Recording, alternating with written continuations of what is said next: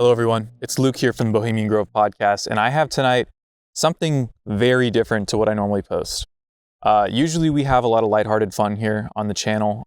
We find very niche things on the internet, and we, jokingly, mockingly ridicule them. But tonight I have something pretty different, and I try and keep this channel as apolitical as possible, but recent events and the lack of knowledge on recent historical, events have kind of forced my hand into making this video. I want to say, before I make this video, I'm not suicidal. If I wind up somewhere dead, I had no intentions of taking my own life, but I do feel like the truth needs to surface on the matter. So let's get right into it. There was a shooting at a Trump rally recently. Donald Trump survived with very minor injuries. I think 2 or 3 people unfortunately caught strays and were suffering from some severe injuries in the process. That's an extremely unfortunate event. But where people's sentiments are with this event and the dissonance between people's beliefs in this, it's all severely misplaced, and it's all kind of based on just knowledge that's not there. I'm one of extremely few people to have the knowledge and the truth of what happened, as well as the historical context that led up to it. And that's what I'm going to be discussing today in this podcast. So now for the question that everyone has on their mind, like it or not, the unfortunate red pill truth is that this event was staged. You can call it cope all you want. The shooter's political identities have absolutely nothing to do with the fact that this event was staged and it was completely fake. Flashback to April 28th, 2024. This is, in my opinion, the furthest back we need to go in order to establish the context that is necessary to understand the events that have taken place today. If you're big in the underground music scene, April 28th, 2024 was a monumental day for you. At the time, unknown artist NETTSPEND released his single track, Nothing Like You. It was an overnight success, and it had an incredibly well-shot music video. And I know that there's this whole aura meme that's kind of gotten out of hand recently, but this was right at the beginning of the aura meme. As soon as it took flight, this NETTSPEND video was plus 2 trillion aura points, to say the least. He was walking around like aura borealis. He was walking around looking like oral sex. All right? This was the largest drop in the underground community until recently. That song drops, and it has a snippet for another song at the end. And that song has an incredibly special place in most people's hearts. It sampled Deftones, specifically Entombed by the Deftones.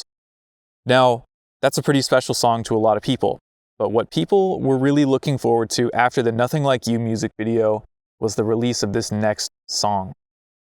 Now, NETTSPEND's growth after the release of that song was so incredibly quick that he started going on tours in Europe, no less.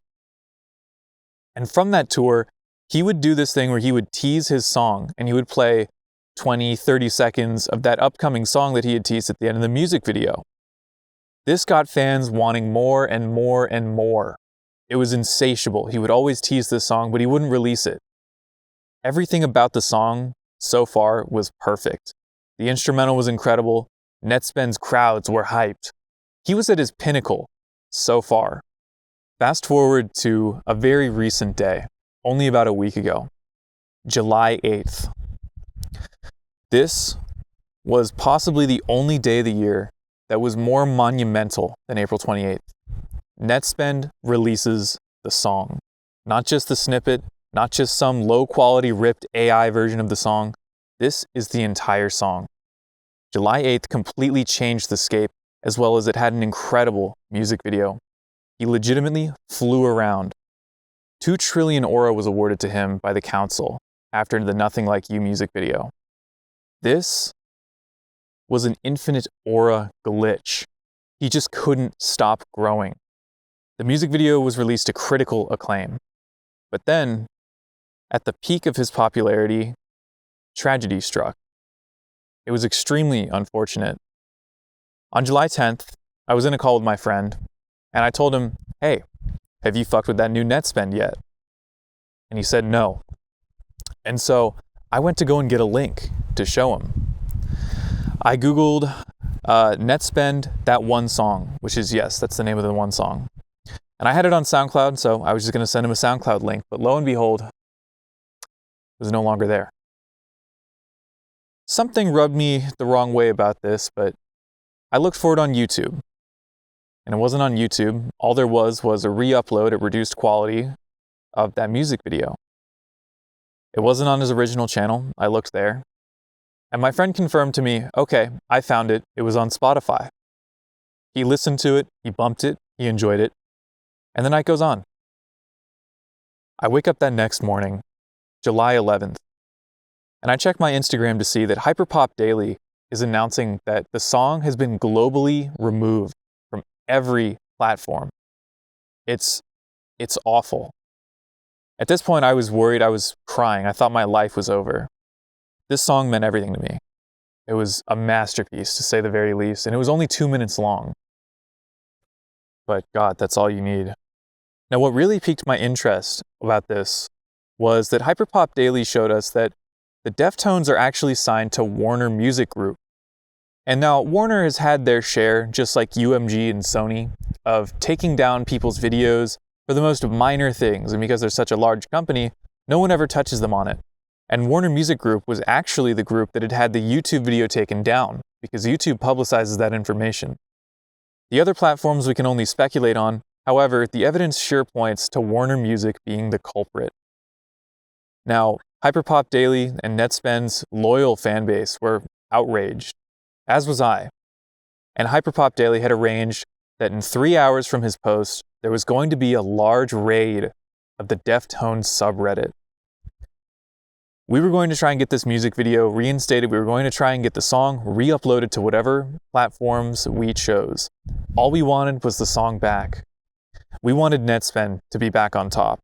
We're his loyal, die-hard fans, and that's all that we wanted. Come 12 p.m., the raid ensues. So many people are on the Deftones subreddit posting NETTSPEND memes. They're posting pictures of when he was a baby. They're posting that fake mugshot that circulated about him. Even the Hyperpop Daily meme NETTSPEND Nuggets, in reference to all those funny little brain rot memes that are circulating on TikTok, gets people banned immediately and auto-flagged from the Deftones Reddit. And after about 3 hours, NETTSPEND fans win. The Deftones subreddit is locked. Hundreds of people have been banned, but the entire subreddit is locked, and it's completely immobilized. All we want now is the song to be reinstated globally, and we can all be at peace. Unfortunately, that never happens. Now, July 13th was a day like no other. To me, it was bland. I was still a little bit sad from the song not being reinstated. But I get wind of an unfortunate happening at a Trump rally. The shooting took place, and it was really unfortunate to read that people had been caught in the crossfire and that people were wounded. But what I realized from this was that this was very, very obviously staged. And it was staged by none other than Warner. I know that this is a crazy accusation to be throwing around here, but I believe that Warner was behind the Trump rally shooting. Now, you can ask me why, and I'm here to explain that. So, let's be real here. Large news sources only cover the shooting, right? There were bullets, people were caught in the crossfire, Trump is grazed. That's all that news says, other than maybe the shooter's political leaning, maybe that like $15 he donated to whatever super PAC, as well as the shooter's dead. Not incapacitated, not taken down or taken for questioning by the Secret Service. None of that. Just dead. What kind of information can you get from a dead man? Nothing. That's part of why I think that this was staged. Now, part two, this is a bit of a minor detail for most, but I see things that most people don't. When I read the news about it, I realized that all the media outlets were covering the same thing. What had happened, shooter dead, that's the end of the story. What Instagram was covering was completely different. There were memes, there were screenshots, there were fake album covers of Donald Trump giving the bro fist immediately after the shooting. Instagram was hyper fixated on that. Now, obviously, Instagram, as far as social media goes, it's one of the younger apps, as well as it's dedicated to a younger audience. Like Facebook is traditionally for people who are older, as well as other apps like WhatsApp, MySpace. They're all for an older audience, but Instagram typically has a younger audience, as well as that's where all the congregations of like Hyperpop Daily fans, Sadport fans, anyone who's following the underground music scene congregates on Instagram. And the only thing that Instagram was posting were memes and things relating to Donald Trump giving the bro fist. This to me was a bit of an odd detail, because you'd think that they would talk about there were bullets fired there were people caught in the crossfire, but no. They were trying to divert people's attention from what was really going on. And that would only work with a younger audience if you were focusing on something memeable. Henceforth, the bro fist. Now, that worked in terms of getting people's focus off of what really matters here. NETTSPEND is being blackballed from Hollywood. And yes, it's extremely unfortunate, but that's the truth. Warner Media Group staged this shooting and then memified it on Instagram and dumbed down the entire thing just to divert people away from the fact that NETTSPEND songs, as of July 18th, that's today by the way, 2024, have not been relisted to any sort of streaming platforms. That's the gist of it, and that's what people need to know. People are focusing far too much on the shooter himself versus the intentions behind the shootings and who set up the shootings. There's no way in hell that in an actual shooter event you would stand up and give a bro fist.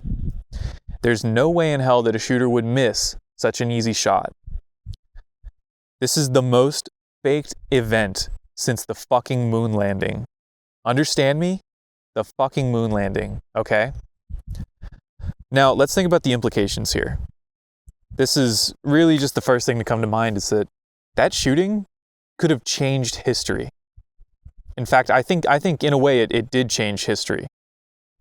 Because without that shooting, NETTSPEND would have soared to heights previously unseen by mankind. I know that Playboi Carti or Kanye West are some of the largest artists in the entire world right now and have the most streams per month on Spotify or whatever. But I believe that if NETTSPEND wasn't being blackballed by Hollywood and his blackballing wasn't being or having its attention diverted by these unfortunate political happenings, I think that he would be on top. His new song was fucking incredible. He was on an incredible trajectory before that as well. He was only going up. He would release a song every 3 months and it would do millions within 24 hours. That's all I can even really say about this situation. The big takeaways that you should get from this are: be critical of big happenings. Partake and learn media literacy. That's one of the things that people don't know how to do very well, is if you see something online, you immediately need to take it with a grain of salt, as well as recognize if it's satire. That's all I have to say for this video. Other than, it was Prime Day yesterday and on the 16th. Hope you guys all had a happy Prime Day. I bought myself a drone. My friend bought himself a gimbal. And I hope you guys all enjoyed that national holiday. And I hope that you're all staying safe. That's all from Bohemian Grove for tonight. Thank you all so much for watching, and good night.